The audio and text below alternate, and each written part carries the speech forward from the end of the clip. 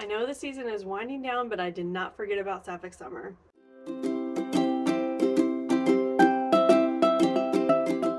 Hi, hello, and welcome back to my channel. My name is Alex, and today we are doing Sapphic Summer episode 2.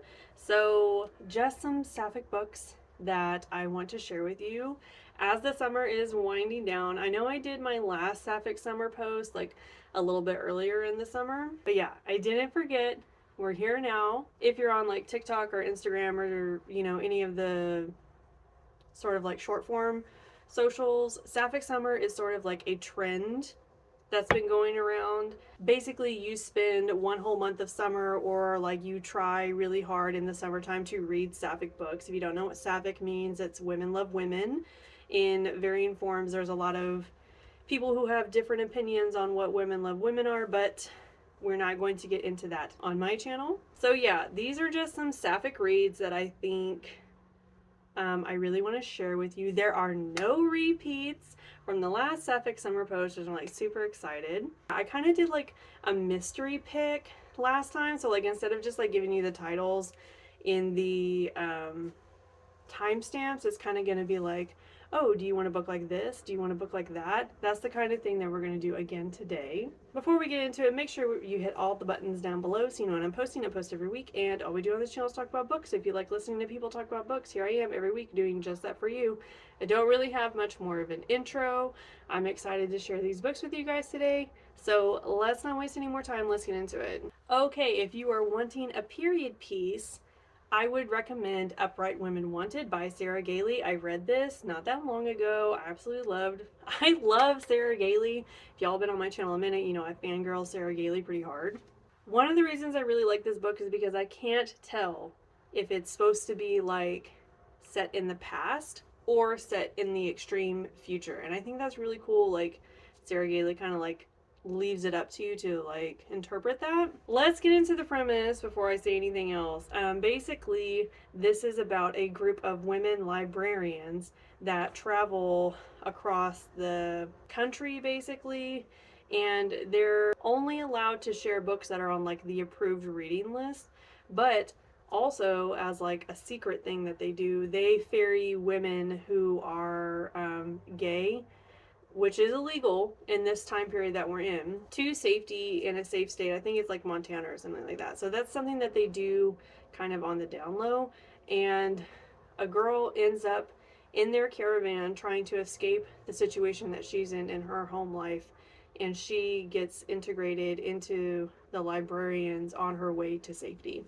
So, some really great things about this book. It's super short. Like, you could read it in one sitting if you wanted. I did the audiobook of it, and it was just, like, hilarious. Like, it has this perfect balance of funny and serious, and it's also high action. I mean, if you look at the cover, it's giving Western, right? Because that's what it feels like. It feels like we're in the middle of a Western when we're reading this. And so there's lots of, like, guns blazing and, like, robbery type situation. Like, it's all over the place, but so much fun at the same time.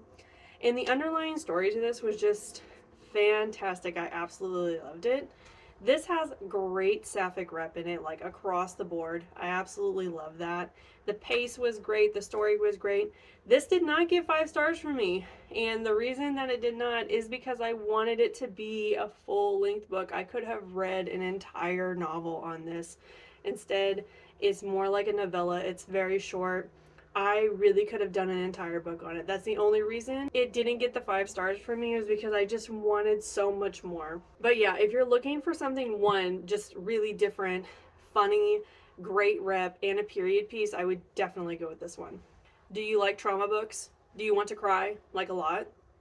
Yerba Buena by Nina LaCour. If you have read Nina LaCour before, you know what I mean when I say, do you want to cry? Because, man, she can really like just write trauma, okay, in the most beautifully painful way I've ever seen before. Yerba Buena is her first adult novel, so this is not YA. I know Nina LaCour specializes in YA, but this is her first adult novel, and oh my gosh, please write more adult novels, okay?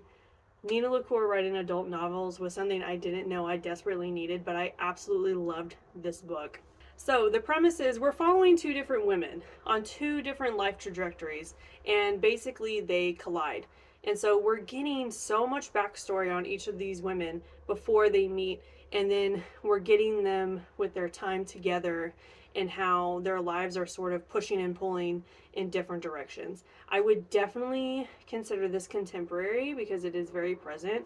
Um, this does have some graphic sexual things in it. I wouldn't say it's very heavy though. It was very lightly done, very tasteful, I will say. Nina LaCour definitely strays away from that in her other books because they are geared more for young adults. But since this is an adult novel, there are some adult elements. Also, the trauma in this book. Oh my gosh. Nina LaCour did not hold back on the trauma, which she normally does not. So yeah, I knew going into this that this was probably going to like rip me apart, and it definitely did. But she put me back together in the end, and I'm so happy that she did that for me. I also did this on audio, and I absolutely had a great time. I loved this book. So if you're wanting something like a good cry, this spoke to me in so many different ways because each of these women had like completely different issues, okay? Completely different mental, family, home, background, like everything about these women were so polar opposite different. But I felt connected to each of them in their own way, emotionally, traumatically, whatever you want to say. This book spoke to me, and it was so beautifully done. I absolutely loved it. So yeah, if you want a good cry and you like trauma reads, this was fantastic.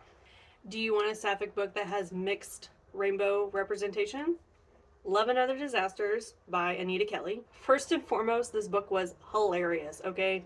It was just so funny and so touching in so many ways.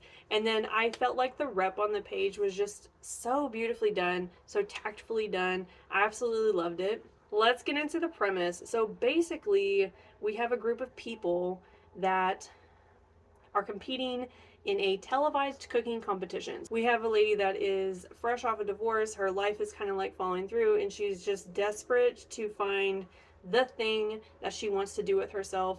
And she gets put into this competition. And then we also have this other character that is put into the competition as the only trans person in the competition. And they sort of like turn this character into a spotlight figure for the show, of showing like, oh, look at us, we are so representative, we're so diverse, blah blah blah, the first trans person ever in a cooking show.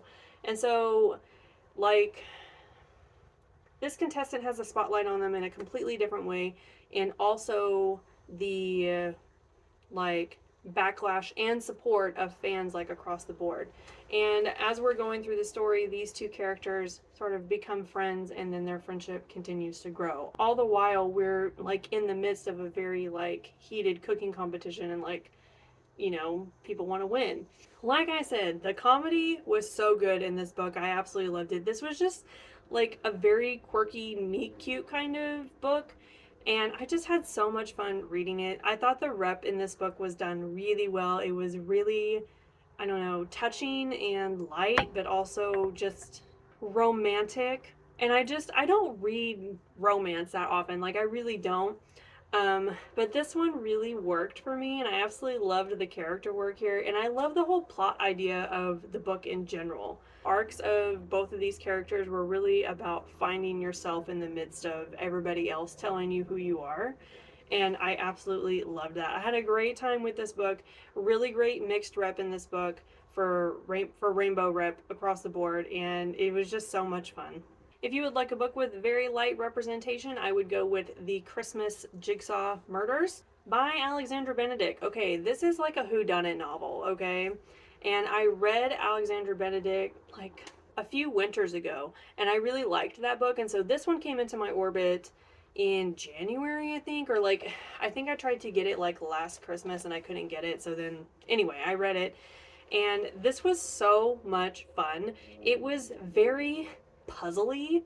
Like, you're literally trying to figure out who the killer is, and we're centered around a female main character that is quite a bit older. I think she's like in her 70s or 80s, and she gets sent a puzzle picture of that ends up being like a clue to a murder. And so she's like this uber big puzzle enthusiast, and she's kind of well known for being a puzzler and like a riddle writer for like the paper, and so the killer is sending her clues before the murder happens, and she's supposed to try and like prevent the murder from happening. This was so wild. I did this on audio. I did a lot of these on audio. And it was just so much fun. My husband actually listened to this one too, and he had a great time doing it. It was very mystery based, and I would say the rep in this is very light, because it's more like, instead of the whole story being around the romantic aspect of this woman's life, it's more like she is gay doing everyday things, if you know what I mean when I'm saying that. So like, her being gay is not like the spotlight of the story. It's just that she happens to be a gay woman doing puzzles. So that's what I mean when I say that the rep is gentle. Like, it's not focused around a romantic story or anything like that. She is just a woman who happens to be gay solving puzzle murders. This book was a lot of fun. It had a lot of depth, and it really was fast paced. I had a great time doing it, and I couldn't figure it out. Like, I felt like I was strung along in a fun way, because again, we're doing puzzles and things like that. So it felt very interactive and very lively. But no, I did not see the big twist coming at the end. I was really thrown off guard. I was shuffling at the end and trying to put it all together, but like, it came together so brilliantly. I had so much fun with this book. I highly recommend it. If you're wanting a book with beautiful BIPOC rep, you have to read Thirsty by Jazz Hammonds. Oh my gosh, I fell in love with this book. This is up there with Sky Falling for me, okay? And y'all know how I fangirl that book. I absolutely love Sky Falling, but I think this book is better. I know, I can't believe I'm saying that. Like, I've always said, I don't think I'm ever going to read a book that tops Sky Falling. I think this one does. It was just so beautifully done. I absolutely loved it. Let's get into the premise. We have a female main character, Blake, who has graduated from high school. She's in the summer before her freshman year of college. Her best friend, Anita, I think. Oh, I can't believe I'm remembering these names. And then her girlfriend are all trying to pledge for this secret society, sorority, sisterhood, the Serenas. So basically, they're going through like pre-rush over the summer to see if they can get invited to rush this secret society, sorority, sisterhood thing. This was so much fun, so fast paced, because we have a main character that just has so much mental trauma happening, so many issues, so many terrible coping mechanisms, and you can just see on the page how she's just so desperately trying to hold everything together, trying to make everything work, trying to fit into a box that she doesn't feel like she can fit into. And it was just heartbreaking and beautiful and gut-wrenching the entire time. It's like watching someone spin out of control, knowing that you could stop it, but you can't help them stop.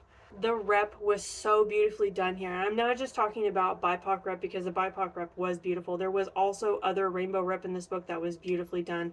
The trauma representation in this book was beautifully done as well. We get lots of beautiful conversations in this book too, focusing around race, addiction, microaggressions, you name it, it's probably in this book. There was just so much happening, and I loved every second of this. I highly recommend you do the audiobook if you want to. If you like audiobooks, because this one was done so well. I absolutely loved the narrator on this. Her voice was just so perfect. But I will also say, like, because I got the physical book as well as the audiobook, the physical book is beautifully done. Like, I just loved the visuals in there, if that makes any sense. There's also like a lot of text messages and things in there, and sometimes that's easier for people visually to see that than it is on audio. But again, I didn't have any issues with the audio. I absolutely loved that. But yeah, if you're wanting like a hard copy, I think the hard copy of this was done really well as well.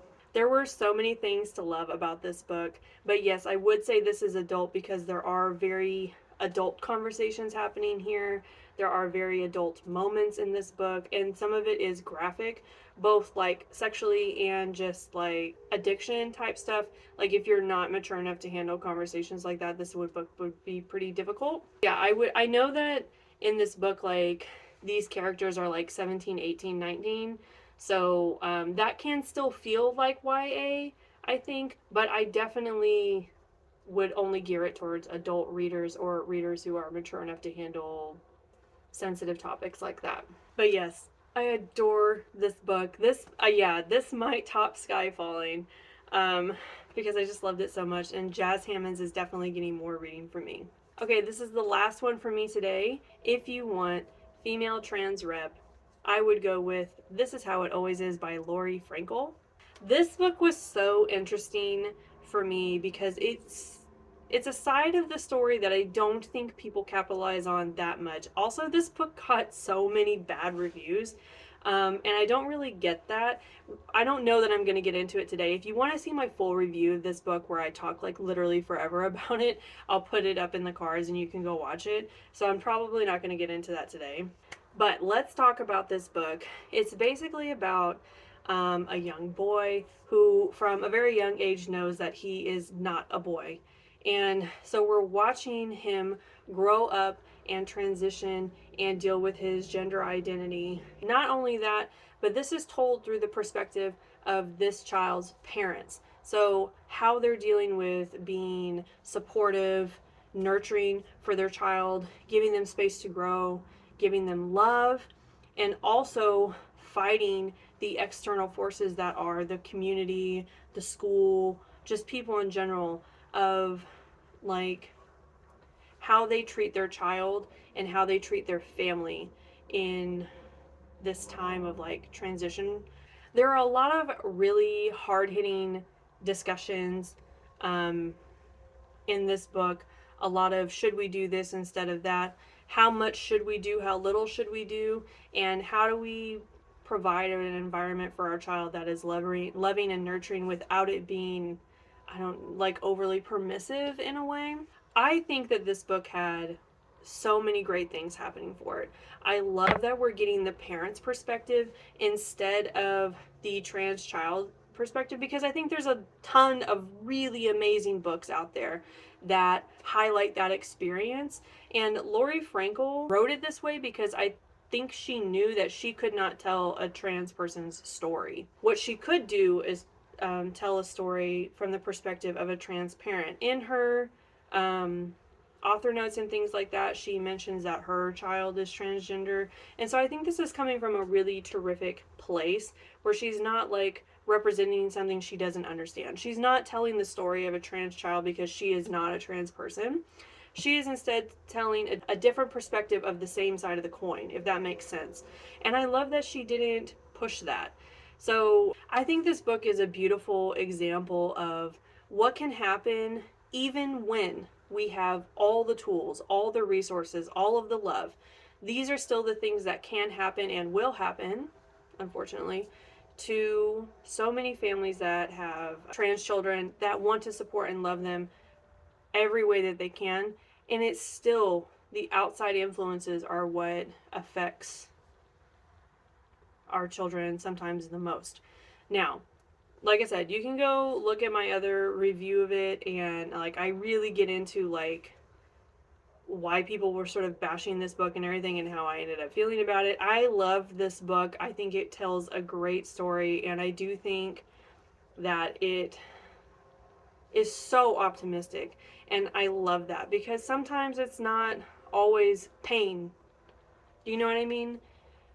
Especially coming from home. It's not always like that. I know that's not everyone's experience, and I can't speak on the trans experience at all, but I loved how optimistic and beautiful this book was. I love how full of love it is, and there were just so many great conversations on the page, and I loved it. So if you're wanting something with trans rep in it, I would go with this. This does not have anything graphic in it, I don't think. There's not any sexual content in this book.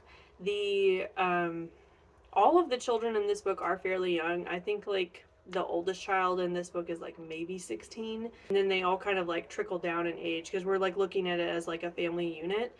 So yeah, there's nothing graphic in here. I thought that this was beautifully done. I absolutely had a great time reading it.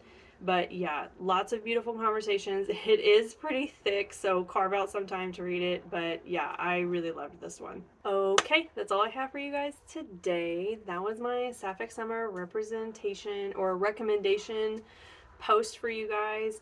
I hope that you've had a great summer. I know it's kind of like winding down, but yeah, I hope it's been great. I hope you picked up some amazing books. Let me know in the comments if you've read any of these books, if you liked any of these books, what you would add to the Sapphic Summer recommendation list if you had one. Make sure you hit all the buttons down below so you know when I'm posting. I post every week. And yeah, that's all I have for you guys today. So do all the things, comment. I love hearing from you guys, and I will see you all next time. Bye.